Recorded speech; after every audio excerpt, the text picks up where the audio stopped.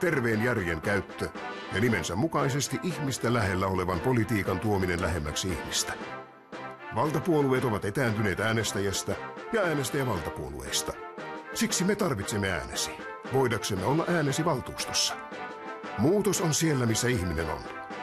Ihmisten puolue. Sinulle, joka haluat puolueeltasi vähän enemmän.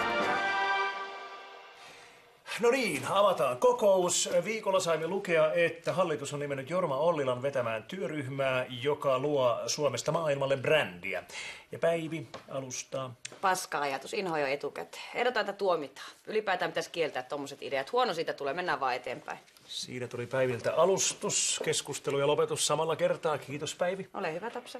Niin, tämähän on hieno ajatus, koska Suomi on maailmalla aika tuntematon. No mutta kyllähän se nyt Erkkikin sanoo, että ihan sama kukkuu sitä tulee kuin näissä kaikissa brändi Suomi-imago-mietinnöissä. Aina laitetaan samaa, jotakin niin kuin, että luontoa, kännykkäteknologiaa, ankeita Kalevala paskaa, Stratovarius vinguttaa heviä selloilla, tai sitten Lordin. Ei missään muualla kuin Suomessa menisi läpi tommonen kuminaama, joka pillillä kaljaa imee Ateenassa, että se kehtaa sai taas niin hävetä.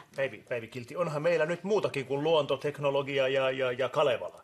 Ai on, mitä meillä on? Onhan meillä nyt, Herra Jumala, ensimmäiseksi tulee mieleen nyt vaikka, no, mitä vikaa on luonnossa ja kännyköissä. Hyvä brändihän niistä tulee. Keksitään parempia. No luonto nyt ainakin. Oho, ja siis toi luonto, aina toi Suomen luonto, ihan oikeesti. No mitä vikaa luonnossa on? Luonto on saastunut, koska ihminen on itsekäs paha. Ei, mitä se saastunut? No onhan se saastunut. Luonto on tylsä. Se on tylsä.